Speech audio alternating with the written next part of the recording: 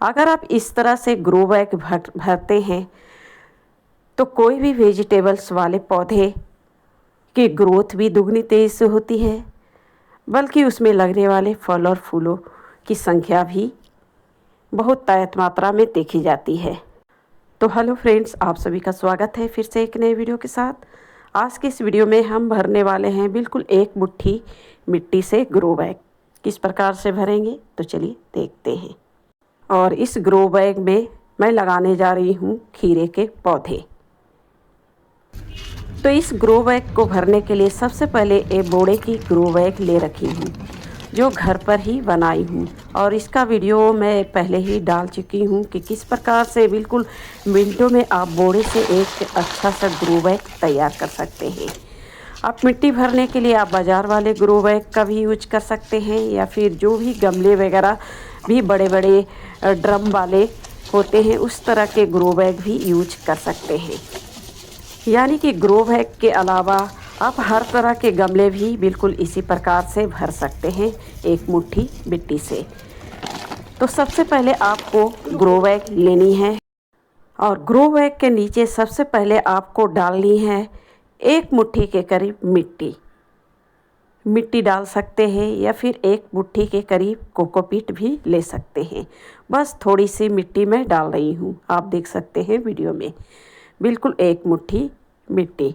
और इसके बाद मैं डाल रही हूँ जितने भी वेजिटेबल्स, फ्रूट के छिलके, अभी भुट्टा भी निकल रहे हैं, सहजन के छिलके, सभी तरह के छिलके, यानी कि फ्रूट वेजिटेबल्स के छिलके के अलावा आप गार्डन के पत्ते वगैरह भी, सूखे पत्ते वगैरह भी यूज कर सकते हैं।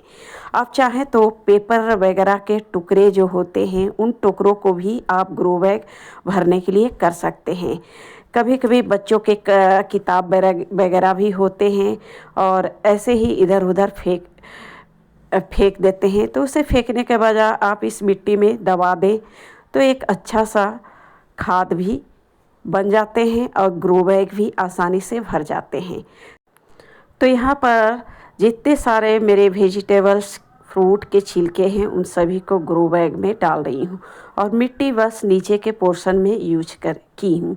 उसके अलावा आप इसमें गार्डन के सूखे पत्ते, सूखे लकड़ी के पतले पतले टहनियाँ वो भी डाल सकते हैं। बस आपको डालनी क्या चीज़ नहीं है, मोटे मोटे आप लकड़ी के टुकड़े ना डालें, क्योंकि उसे कंपोस्ट बनने में थोड़े से आपको टाइम लगेंगे।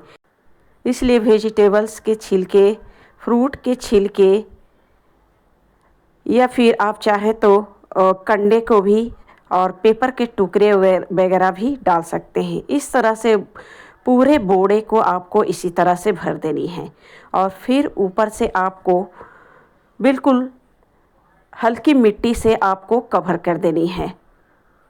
यानी कि पूरे बोड़े किचन कंपोस्ट से भरे हुए हैं, बस ऊपर के पोर्शन में बस पौधों को लगाने के लिए मिट्टी का सहारा देना है।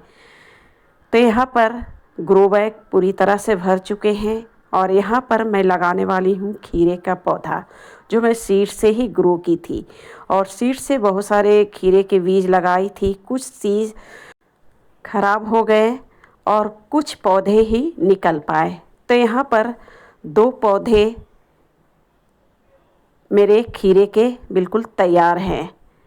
तो इन्हीं 2 पौधों को मैं उखाड़ कर इसमें लगाऊंगी। तो लगाने के पहले ऊपर से थोड़े से मिट्टी को नम कर लेती हूँ। इस तरह से नम कर लेते हैं, थोड़े से पानी से भिगो लेते हैं, तो आपको फ़ायदा होंगे कि प्लांट आसानी से लग जाएंगे।